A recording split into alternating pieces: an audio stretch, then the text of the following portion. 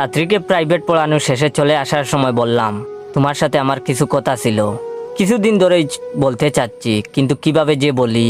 তখন ছাত্রী বলল, কি বলবেন বলেন, কোনো সমস্যা নাই। আমি বললাম, না থাক, আরেকদিন বলবো।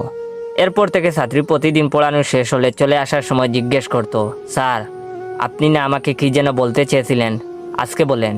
আমি তখন উত্তর দেই, আরেকদিন বলবো। পঞ্চম দিনের মাথায় ছাত্রী জানালো, স্যার কালকে দুপুরবেলা পড়তে পারবো না, আমরা বেড়াতে যাব, ওখান থেকে সন্ধ্যার সময় আসব, সন্ধ্যার পর পড়ব। পরদিন সন্ধ্যার সময় ওদের বাসায় গেলাম, গিয়ে তো আমি অবাক, বাসা পুরো খালি, বাসায় ছাত্রী ছাড়া কেউ নেই। আরও অবাক হয়ে লক্ষ্য করলাম, ছাত্রী সারা বছর সেলোয়ার কামিজ পরে, সে আজকে সুন্দর করে সেজে গুজে শাড়ি পরেছে, একেবারে কোরা সাজ দিয়েছে।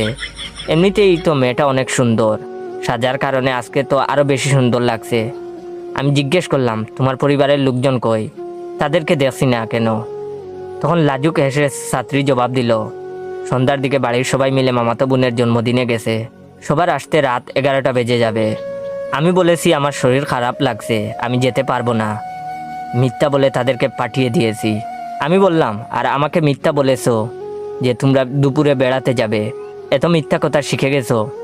আমার কথা শুনে ছাত্রী খিলখিল করে হাসতে হাসতে বলল, আপনার জন্যই তো এমন করলাম, আপনি অনেক দিন ধরে আমাকে কি যেন একটা বলতে চাইছেন, অথচ লজ্জায় বলতে পারছেন না, আজকে বাসায় কেউ নেই, আজকে বলেন স্যার কি বলতে চান। আমি তখন বললাম, আসলে তোমাকে কথাটা কিভাবে যে বলি, আমার লজ্জা করছে, কিছু মনে করবে না তো? তখন ছাত্রী বলল, আপনার যা খুশি বলতে পারেন, আমার কোনো সমস্যা নেই, আমি কিছুই মনে করব না, আপনার মনের কথাটা শোনার জন্যই তো আজকে সন্ধ্যার দিকে আসতে বলেছি। আমি বললাম, আসলে কথাটা হচ্ছে, না থাক, তুমি যদি ভুল কিছু মনে করো।